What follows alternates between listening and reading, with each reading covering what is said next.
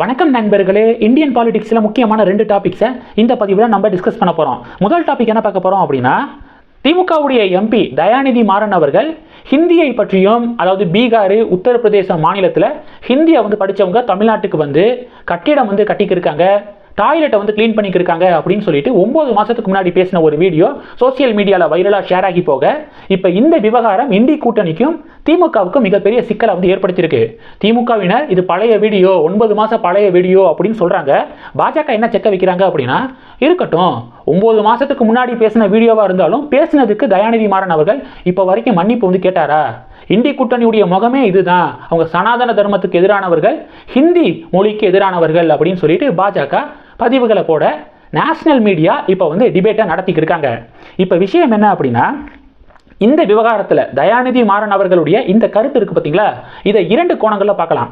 முதல் கோணம் என்ன, முதல் ஃபேஸ் என்ன அப்படின்னா, உத்தரப்பிரதேசம், பீகாரில் ஹிந்தியை படித்தவங்க, ஹிந்தி மொழியை படித்தவங்க தமிழ்நாட்டுக்கு கட்டிடம் கட்டுறாங்க, டாய்லெட்டை க்ளீன் பண்ணிக்கிருக்காங்க அப்படின்னு சொல்லிட்டு பேசியிருக்காரு.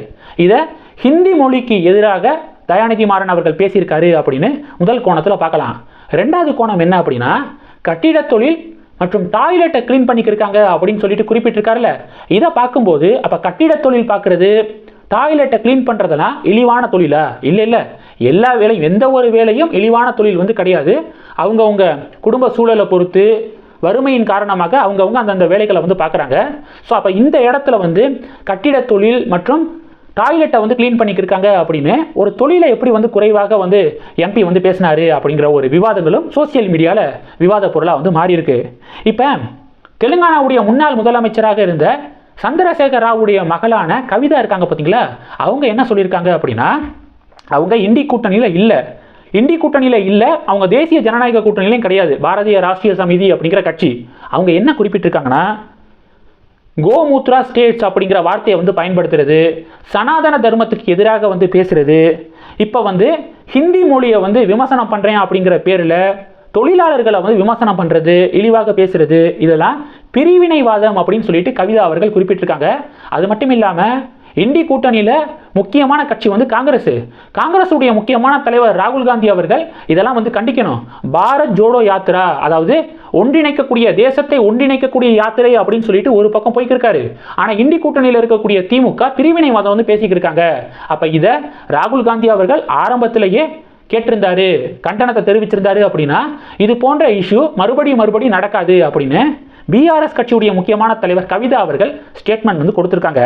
அதனால காங்கிரஸ் கட்சியே முடிங்க, இன்னும் ஒரு 4 மாசத்தில் தேர்தல் வரப்போகுது, தேர்தல் சமயத்தில் மட்டும்தான் ராகுல் காந்தி அவர்கள் கட்சி பணிக்கு வராரு, தேர்தல் சமயம் இல்லை அப்படின்னா அவர் இந்த விவகாரத்தெல்லாம் கண்டுக்கவே மாட்டுறாரு அப்படின்னு கவிதா அவர்கள் குறிப்பிட்டிருக்காங்க. இப்போ இதை விட திமுகவுக்கு பெரிய ஒரு ஷாக் என்ன அப்படின்னா, பீகார் மாநிலத்துடைய காங்கிரஸுடைய லீடர் சந்திரிகா யாதவ் அவர்கள் என்ன பண்ணியிருக்காருன்னா, தயாநிதி மாறன் அவர்களுக்கு லீகல் நோட்டீஸ் அனுப்பியிருக்காரு அப்படிங்கிறத பார்க்க முடியுது. அந்த லீகல் நோட்டீஸில் என்ன குறிப்பிட்டிருக்காருன்னா, 15 நாட்களுக்குள்ள தயாநிதி மாறன் அவர்களுடைய கருத்துக்கு அவர் மன்னிப்பு கேட்கணும். அந்த மன்னிப்பு கேட்கல அப்படின்னா சட்ட ரீதியான நடவடிக்கை எடுக்கப்படும் அப்படின்னு சொல்லிட்டு பீகாருடைய காங்கிரஸுடைய தலைவர் இப்போ லீகல் நோட்டீஸ் அனுப்பியிருக்காரு. சட்ட ரீதியான நடவடிக்கையா? அப்போ தயாநிதி மாறன் அவர்களுடைய இந்த பேச்சுக்கு அவர் கைது செய்யப்படுவதற்கு வாய்ப்பு இருக்கா அப்படிங்கிற கேள்விகளும் சோசியல் மீடியாவில் முன்வைக்கப்படுது. இதெல்லாம் முதல் டாபிக்.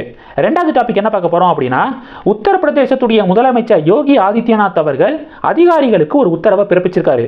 கோரக்பூர், வாரணாசி ஆகிய பகுதிகளில் கோவிலுக்கு அருகே அடுக்குமாடி கட்டிடம் கட்ட அனுமதிக்க கூடாது அப்படின்னு சொல்லிட்டு உத்தரவை பிறப்பிச்சிருக்காரு.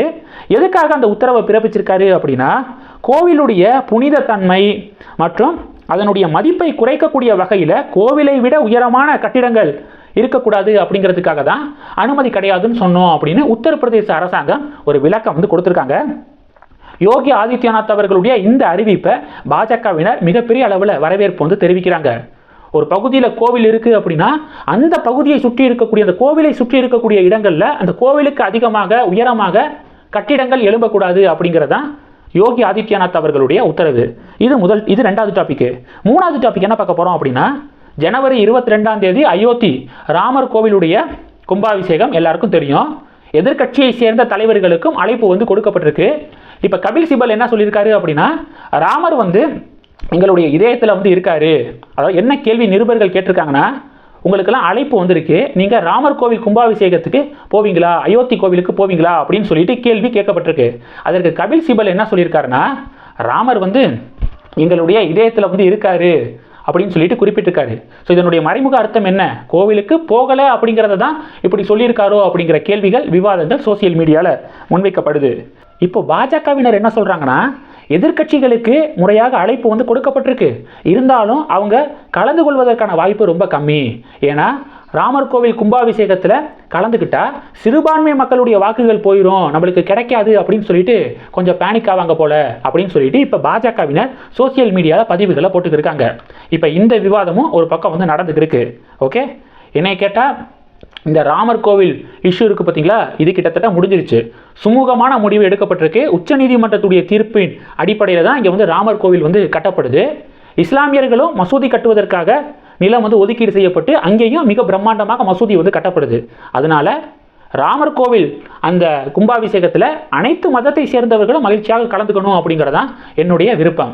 அடுத்த டாபிக் என்ன பார்க்க போகிறோம் அப்படின்னா, இப்போ உத்தரப்பிரதேசத்துடைய முதலமைச்சர் என்ன சொல்லியிருக்காருன்னா, அயோத்தியில் இந்த ராமர் கோவில் கட்டப்படுவதற்கு ஏராளமான பேர் வந்து பின்னணியில் அவங்களுடைய உயிரை வந்து தியாகம் வந்து செஞ்சுருக்காங்க. அவங்க நினைவாக ஒரு நினைவிடம் வந்து கட்டப்படும் அப்படின்னு வந்து சொல்லியிருக்காரு. ராமர் கோவில் கட்டுவதற்கு ஏராளமான பேர் வந்து அந்த ராம ஜென்ம பூமிக்காக வந்து போராட்டம் நடத்தி நிறைய பேரெல்லாம் வந்து இறந்து போயிருக்காங்க. அவங்களுடைய பேரெல்லாம் அந்த நினைவிடத்தில் வந்து பொறிக்கப்படும் அப்படின்னு சொல்லிட்டு யோகி ஆதித்யநாத் அவர்கள் குறிப்பிட்டிருக்காரு. அவர் குறிப்பிடும் போது கோத்தாரி பிரதர்ஸ் அவங்களுடைய பேரையும் சுட்டி காட்டியிருக்காரு.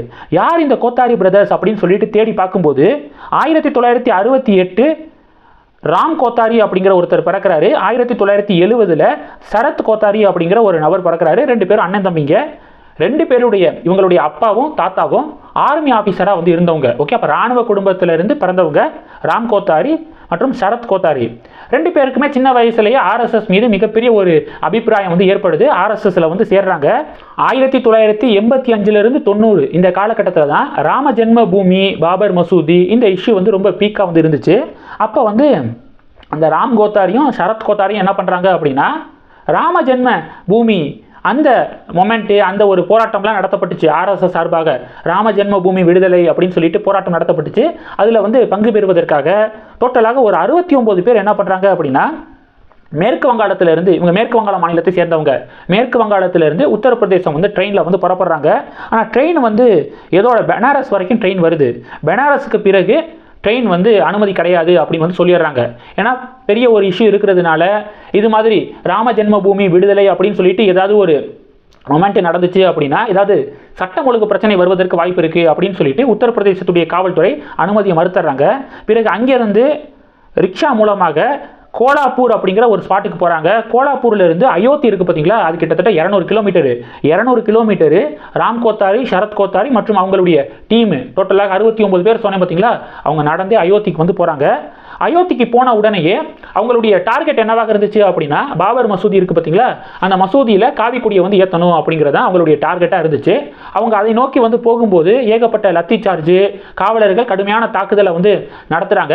ஸோ இது எல்லாத்தையும் தாண்டி ராம் கோத்தாரி, சரத் கோத்தாரி என்ன பண்ணுறாங்கன்னா, பாபர் மசூதி மீது காவி கொடியை வந்து ஏற்றுறாங்க. இது எப்போ நடக்குதுன்னா 1990 அக்டோபர் 30 இந்த நிகழ்வு நடக்குது. ஓகே, அப்போ காவல்துறையினர் அவங்க மீது, கரசேவகர்கள் அவங்க மீது வந்து தாக்குதலை வந்து நடத்துகிறாங்க. துப்பாக்கி சூடு சம்பவம் நடக்குது. அந்த துப்பாக்கி சூடு சம்பவத்தில் அந்த போன 69 பேரில் சில பேர் வந்து இறந்து போயிடுறாங்க. அவங்களுடைய உடல்களை தகனம் செய்வதற்கு நவம்பர் 1 எடுத்துக்கிறாங்க.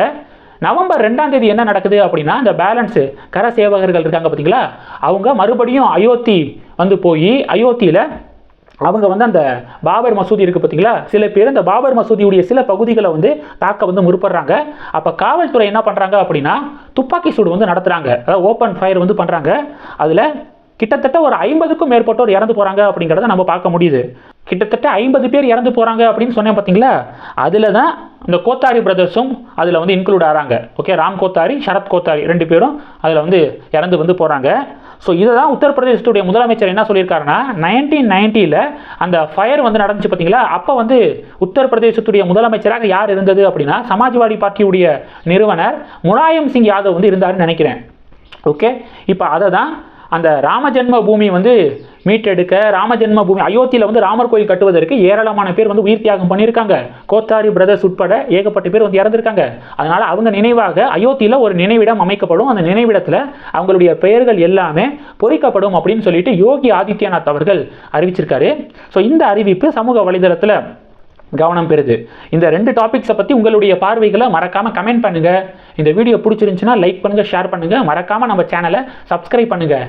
மேலும் நம்ம சேனலுக்கு சப்போர்ட் பண்ணணும் அப்படின்னு ஆசைப்பட்டீங்கன்னா நான் பேசக்கூடிய வீடியோக்கு கீழே நன்றி அப்படிங்கிற ஆப்ஷன் இருக்குது.